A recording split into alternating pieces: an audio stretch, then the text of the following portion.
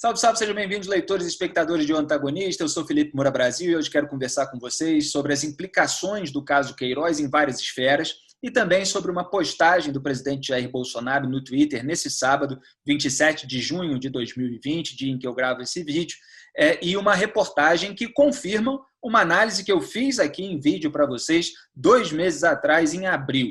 Muito bem, primeiro vamos falar da figura do desembargador Paulo Sérgio Rangel, que foi quem deu o voto mais favorável ao Flávio Bolsonaro na terceira Câmara Criminal do Tribunal de Justiça do Rio de Janeiro. Ao justificar o foro privilegiado que ele ajudou a dar ao Flávio, o desembargador citou um voto derrotado no Supremo Tribunal Federal, atribuindo ao ministro Luiz Roberto Barroso palavras do atual presidente da Corte, Dias Toffoli. O Paulo Rangel também contrariou jurisprudência consolidada do Supremo, incluindo uma decisão unânime da primeira turma do STF, que eu mostrei, contei, esmiucei no Antagonista para quem leu, e até em vídeo aqui também, uma parte da análise que eu fiz lá. De quebra, esse desembargador contradisse o que escreveu sobre o foro privilegiado em seu próprio livro e ainda tentou soltar imediatamente o Queiroz e anular provas contra 95 investigados por rachadinha. Por que ele foi o voto mais favorável? Porque ele, além de querer dar o foro privilegiado, relativo, é bom lembrar, ao mandato anterior do Flávio Bolsonaro, ou seja, de deputado estadual, ele atualmente é senador, ele tentou anular todas as decisões de primeira instância, ou seja, todas as decisões tomadas pelo juiz Flávio Itabaiana, xará do Flávio Bolsonaro. Um esforço e tanto. E, curiosamente, tem mais, hein? Ao tomar posse como desembargador do Tribunal de Justiça do Rio há 10 anos, o Paulo Rangel agradeceu efusivamente o apoio, sabe de quem? O apoio à candidatura dele, né, por parte da primeira-dama Adriana Anselmo, a mulher do Sérgio Cabral, então governador, do procurador-geral Cláudio Lopes e do desembargador Luiz Walter. Adriana Anselmo e Lopes acabariam presos pela Lava Jato na investigação sobre o mega esquema de corrupção montado por Sérgio Cabral, repito, marido da Adriana Anselmo. E o Walter é citado na delação do Sérgio Cabral, que foi homologada pelo ministro do Supremo Edson Fachin em fevereiro. Quem são os advogados de Flávio Bolsonaro? São o criminalista Rodrigo Roca, que defendeu, adivinha quem? Sérgio Cabral, e Luciana Pires, que aparece nessa foto revelada pelo Antagonista com o próprio desembargador Paulo Rangel. E adivinhe mais, quem quer usar a decisão a favor do Flávio Bolsonaro a seu favor também? Ele mesmo, o Sérgio Cabral. Acha coincidência, né? Pela lógica aplicada na decisão, que deu o que o Antagonista chamou de foro privilegiado retroativo ao Flávio Bolsonaro, Cabral não poderia, em tese, ter sido julgado por Marcelo Bretas, que é juiz de primeira instância, como registrou o Fausto Macedo no Estadão. Como estava no cargo quando praticou os crimes, o ex-governador do Rio teria direito, segundo o entendimento formado, contrário ao entendimento do Supremo sobre o foro especial, a responder no STJ. A defesa do Cabral já avalia, claro, uma forma de reivindicar esse mesmo direito, entre aspas, de Flávio Bolsonaro, que foi concedido a ele. E vale lembrar que, preso desde novembro de 2016, o ex-governador Sérgio Cabral foi condenado 13 vezes e suas penas já somam 280 anos de prisão. Agora, só para deixar claro aqui, antes até de mudar de assunto, né? Então você tem o desembargador que recebeu o apoio lá da turma do Cabral, que deu um voto ao Flávio Bolsonaro, que pode ser usado também pelo Sérgio Cabral. Um desembargador, inclusive, que a gente mostrou no Antagonista, um vídeo dele sobre a pandemia, atacando governadores e prefeitos exatamente como faz a família Bolsonaro. Então, esse é o quadro geral daquela decisão. A rede já entrou com um pedido no Supremo Tribunal Federal para que o caso seja remetido de volta para a primeira instância, mostrando ali tudo que a gente mostrou no site, que são os precedentes no STF, a decisão unânime da primeira turma, relatada na ocasião pelo Luiz Roberto Barroso, mas que tinha também ali Alexandre de Moraes, o Marco Aurélio Mello, que até já criticou a decisão do TJ do Rio, falando que é o país do faz de conta. Tinha também Luiz Fux, tinha Rosa Weber, e até o Dias Toffoli, numa outra decisão de maio de 2018, essa da primeira turma foi de setembro de 2018, já tinha seguido a jurisprudência consolidada, enviando um caso de um deputado federal em relação a uma investigação da época em que era deputado estadual para a primeira instância também. Então, o caso, se for analisado pelo Supremo, a tendência é que ele decida que que volte, seja reencaminhado para a primeira instância. Só que até lá, quanto tempo vai demorar? Esse que é o problema, e aí os investigados vão ganhando tempo aí para se articularem. Isso, lamentavelmente, acontece no Brasil com a lentidão dos processos no Poder Judiciário. Agora, então, vamos ao roteiro das tentativas de blindagem do bolsonarismo. Em primeiro lugar, tinha isso, o foro privilegiado ao Flávio Bolsonaro, isso eles já conseguiram.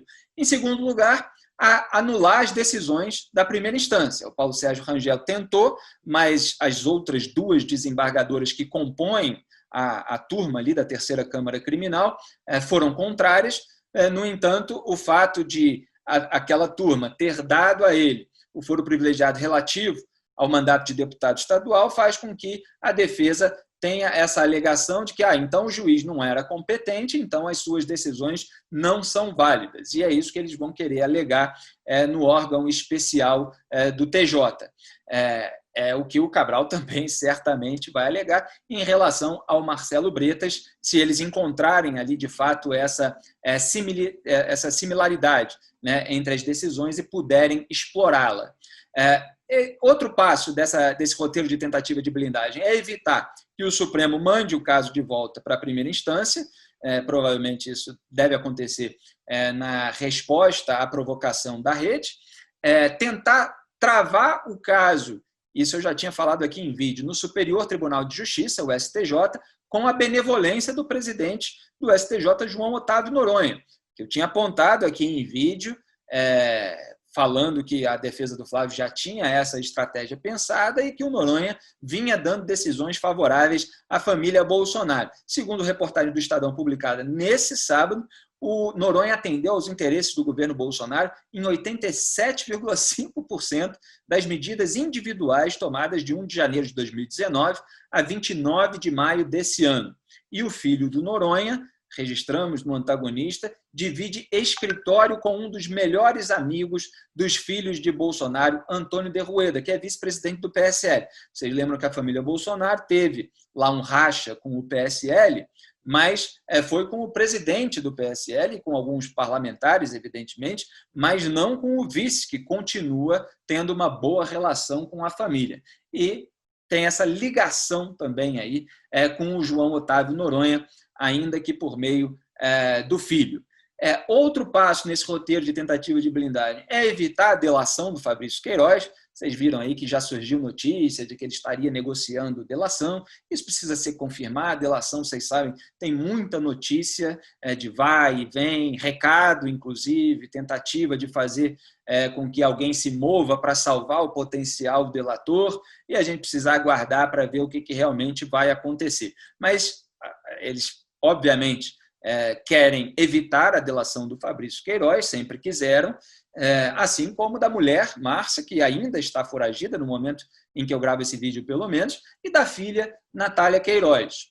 Existe aquela declaração do próprio Queiroz de que ele não queria que a mulher e a filha fossem presas e aquela conclusão de que, se isso acontecesse, ou pelo menos uma delas acabasse presa, seria mais difícil que o Queiroz mantivesse o silêncio. Aconteceu na Lava Jato algumas vezes de um potencial delator, para beneficiar a família, para não deixar a esposa, a filha na cadeia, acabou cedendo a delação premiada. Vamos ver qual vai ser o posicionamento do Queiroz a respeito disso e se a Márcia vai ser, de fato, encontrada.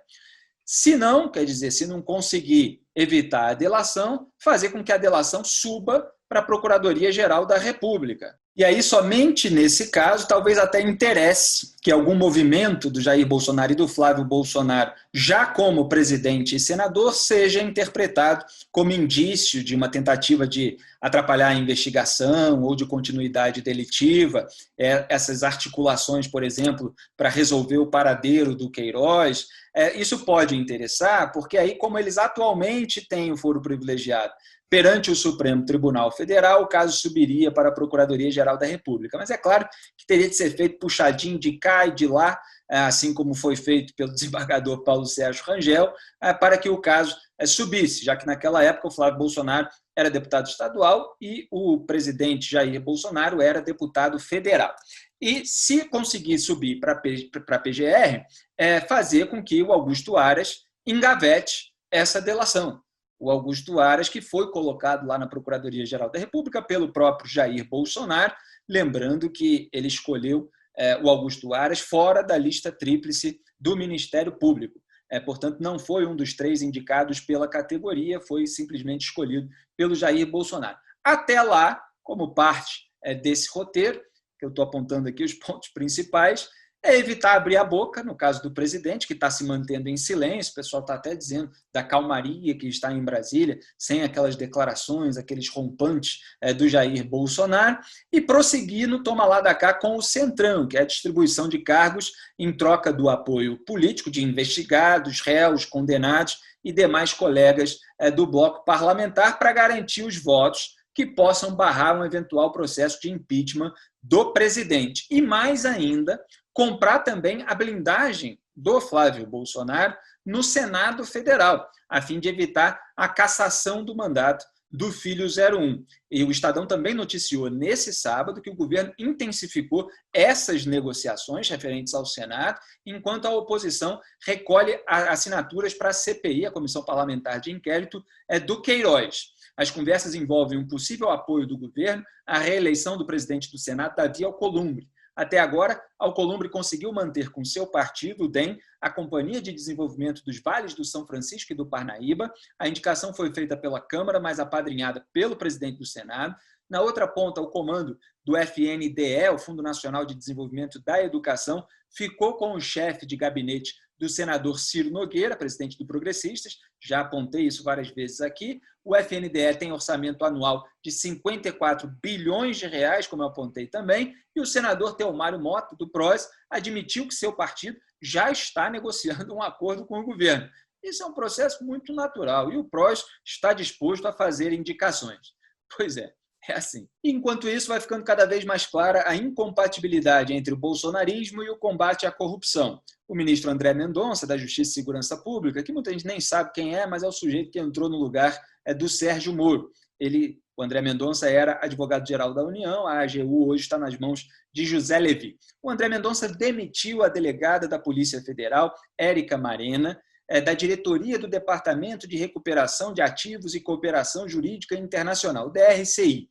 Marena batizou a Lava Jato e foi uma das principais responsáveis pela busca de provas de corrupção no exterior, especialmente na Suíça, de onde vieram extratos bancários da Odebrecht. Para completar, o grupo da Lava Jato na PGR pediu demissão coletiva em razão justamente da discordância em relação à gestão de Augusto Aras, escolhido por Bolsonaro, repito. A gota d'água foi a manobra da sua auxiliar, Lindor Araújo, que quis copiar bancos de dados sigilosos das investigações da Lava Jato, informalmente e sem apresentar justificativas ou documentos, como registrou o antagonista. Aras atua como advogado, não como procurador, disse um integrante ao site. Segundo ele, o PGR vem atuando para desmoralizar a Lava Jato e enterrar investigações. Não é surpresa para ninguém. E os inquéritos que interessam politicamente são restritos aos assessores do gabinete e a Lindora, considerada alinhada ao bolsonarismo. No Twitter, o Sérgio Moro manifestou solidariedade aos procuradores que deixaram o grupo da Lava Jato na PGR. Registro minha solidariedade aos procuradores da República competentes que deixaram seus postos em Brasília, escreveu o ex-juiz. Muito bem, assim eu passo para o outro tema desse vídeo e depois mostro aqui o meu vídeo 2 meses atrás, que já fazia o link entre esses dois temas. Saiu nesse sábado reportagem no Globo com o título "Nas cidades onde auxílio emergencial tem mais impacto, o presidente teve menos votos em 2018. Cruzamento feito pelo Globo aponta que as cidades onde Bolsonaro registrou suas menores votações no segundo turno nas eleições de 2018 são aquelas onde o benefício atinge a maior parcela da população. Começa assim a matéria. O auxílio emergencial de R$ 600 pago pelo governo federal para mitigar os efeitos da pandemia do novo coronavírus atingiu o coração do principal bastião petista desde 2002, o interior das regiões norte e nordeste do país. Aí lá no meio da matéria se lê o seguinte: As mais recentes pesquisas de avaliação do governo mostram que Bolsonaro tem conservado um apoio de cerca de um terço dos brasileiros, 32% de aprovação, segundo o Datafolha, divulgado ontem, ante 33% em maio. Então, 32% ante 33%. Na verdade, teve uma oscilação aí de um ponto para baixo, mas está dentro da margem de erro.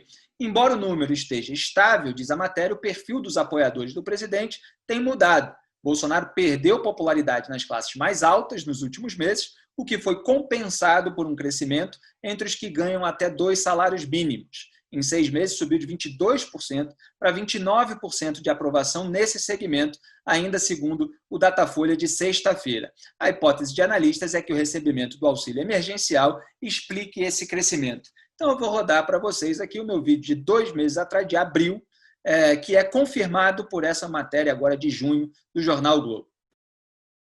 O Bolsonaro, assim como conta com o Centrão, conta também com o apoio das pessoas de baixa renda que estão recebendo o auxílio emergencial de R$ 600, trabalhadores informais. Então, o Bolsonaro tenta trazer esse crédito para o governo federal, embora seja dinheiro dos pagadores de impostos, e assim ele vai tentando se sustentar no poder. Assim como Lula, para ser eleito presidente da República, precisou passar aquele verniz de Lulinha, paz e amor, o Bolsonaro fincou os seus pés na Lava Jato, no conservadorismo, no liberalismo, e aí conseguiu atrair o voto dos antipetistas. Então veremos agora se esses antipetistas vão fechar os olhos para as tentativas do presidente Bolsonaro de controlar a PF.